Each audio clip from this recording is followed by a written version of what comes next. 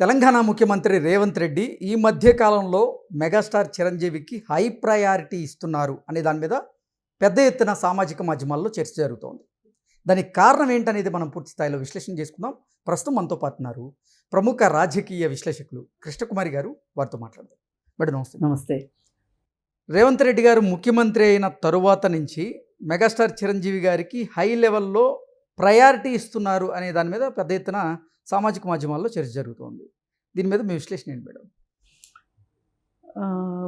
తప్పేంటి?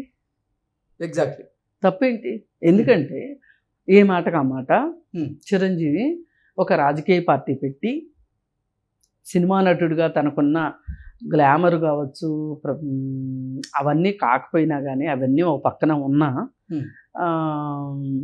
అతను ఏ మాటకు ఆ మాట ఒక రాజకీయ పార్టీని పెట్టారు. ఎన్ని రోజులు నడిపారు అనేది వేరే విషయం.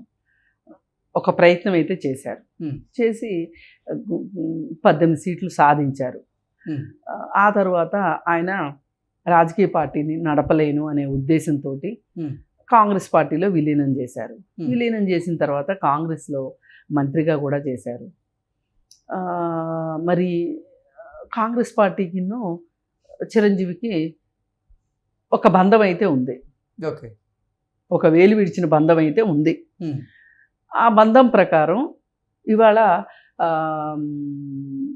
తెలంగాణలో ఆయన ఎప్పుడు బీఆర్ఎస్ పార్టీకి, టీఆర్ఎస్ పార్టీకి, బీఆర్ఎస్ పార్టీకి చిరంజీవి అనుకూలంగా లేడు. చిరంజీవి బీఆర్ఎస్ ప్రభుత్వ హయాంలో చిరంజీవికి అవమానం జరిగింది. కానీ రేవంత్ రెడ్డి మాత్రం చిరంజీవికి హై లెవెల్లో ఆయన ఇంపార్టెన్స్ ఇస్తున్నారు, ప్రయారిటీ ఇస్తున్నారు అనే దాని మీద ప్రభుత్వం నుంచి ఏ కార్యక్రమం జరిగినా మెగాస్టార్ చిరంజీవి గారిని ముఖ్యమంత్రిగా రేవంత్ రెడ్డి గారు ఆహ్వానిస్తున్నారు అనే దాని మీద పెద్ద ఎత్తున చర్చ జరుగుతుంది. అదే ఎప్పుడు కూడా వాళ్ళు చిరంజీవిని కలుపుకోవటానికి సిద్ధపడలా. ఓకే, టీఆర్ఎస్ వాళ్ళు, తర్వాత అది బీఆర్ఎస్ అయింది అనుకోండి. అయితే వాళ్ళు కలుపుకోపోవటానికి కారణం ఏంటి అంటే చిరంజీవి ఆంధ్రవాడు, పైగా ఒకప్పుడు కాంగ్రెస్తో కలిసినవాడు, ఎంతైనా ఆయనకి కాంగ్రెస్ వాసనలు ఉంటాయి కదా అనే ఉద్దేశంతో ఏ రోజైతే సోనియా గాంధీ తెలంగాణ ఇచ్చిందో ఆ తెల్లారి నుంచే ఆ రోజు పిల్లి కుక్క మేక అందరినీ తీసుకొని వెళ్ళి ఢిల్లీలో సోనియా గాంధీతో ఫోటో దిగొచ్చిన కేసీఆర్ ఆ తెల్లారి నుంచినే సోనియా గాంధీని మర్చిపోయాడు. ఓకే, అదే విధానం కాంగ్రెస్తో సంబంధం ఉన్న వాళ్ళందరినీ కూడా పక్కన పెట్టేశాడు. అసలు వాళ్ళకి ఏమాత్రం పార్టీలో కలుపుకోవటానికైతే వాళ్ళు పనికొస్తారు తప్పితే, తన పార్టీలో కలుపుకోవటానికైతే అదర్వైజు ఎక్కడా కూడా ఆ వాసనలు ఉన్న వాళ్ళని ఒక రకంగా స్పేర్ చేయలేదని చెప్పొచ్చు. అయితే ఆ విధానంగానే చిరంజీవిని కూడా బాగా పక్కన పెట్టారు. పక్కన పెట్టిన తర్వాత పోనీ ఒకటి, అతను రాజకీయ పార్టీ పెట్టాడు, కాంగ్రెస్లో విలీనం చేశాడు అనే దానికంటే కూడా ఒక సెలబ్రిటీ, సినీ సెలబ్రిటీగా అయినా గుర్తించవచ్చు. గుర్తించలా, సరే అయిపోయింది, అది వాళ్ళ ఇష్టం. ఇప్పుడు రేవంత్ రెడ్డి వచ్చారు, ఆయన్ని సినీ సెలబ్రిటీగా గుర్తించారు. ఓకే, ఒక సెలబ్రిటీ తోటి ప్రభుత్వాలు ఎప్పుడైనా సరే సత్సంబంధాలే పెట్టుకుంటాయి. ఎందుకంటే సినీ పరిశ్రమ అంటే అదే చిన్న పరిశ్రమ కాదు, అది చాలా పెద్ద పరిశ్రమ.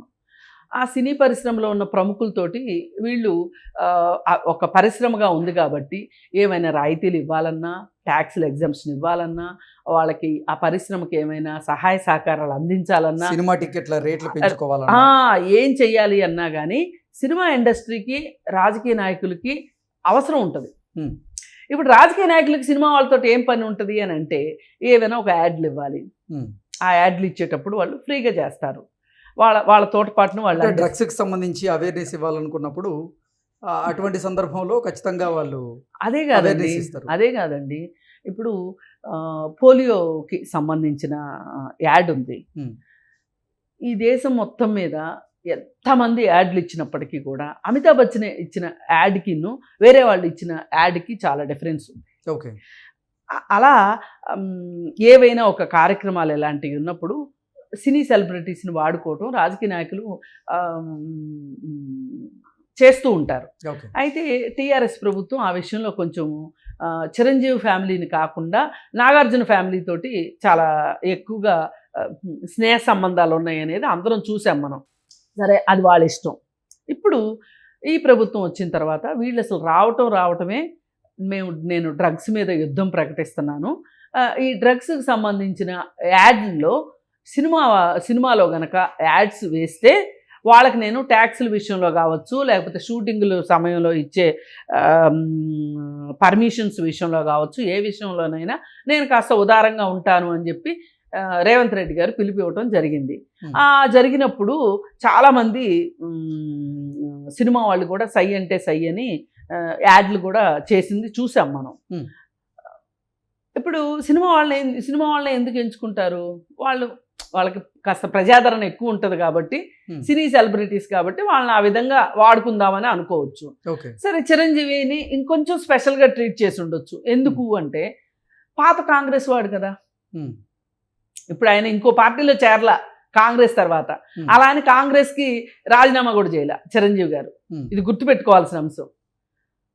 మరి వాళ్ళ పార్టీకి సంబంధించిన వ్యక్తిని వాళ్ళు ప్రాధాన్యత ఇస్తే ఎందుకు నొప్పి ఉండాలి అసలు?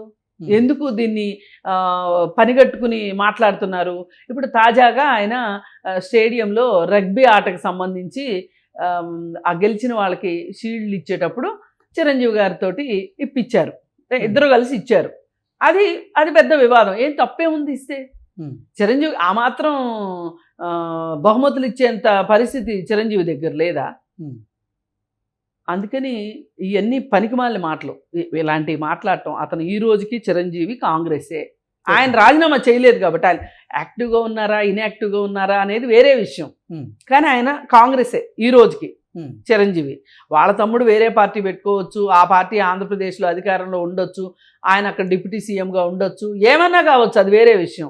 ఇక్కడ మట్టుకు తెలంగాణలో ఆయన కాంగ్రెస్ సెంట్రల్ మినిస్టర్గా కూడా చేశాడు కాబట్టి కాంగ్రెస్ వాళ్ళకి అతని మీద హక్కు ఉంటుంది. ఇప్పుడు అజారుద్దీన్ ఉన్నారండి, ఆయన కాంగ్రెస్, ఆయనకి ఎమ్మెల్యే టికెట్ ఇచ్చారు, ఎమ్మెల్యేగా ఆయన పోటీ చేసి ఓడిపోయారు. సరే, ఆ తర్వాత ఆయనకి మినిస్ట్రీ ఇచ్చారు, మినిస్ట్రీ ఇచ్చిన తర్వాత ఎమ్మెల్సీ ఇచ్చి ఇప్పుడు ఆయన మినిస్టర్గా ఉన్నారు. ఇప్పుడు ఆయన క్రికెటరు, ఆయనకి ఒక ప్రజాదరణ ఉంటుంది, పైగా మైనారిటీ లీడరు.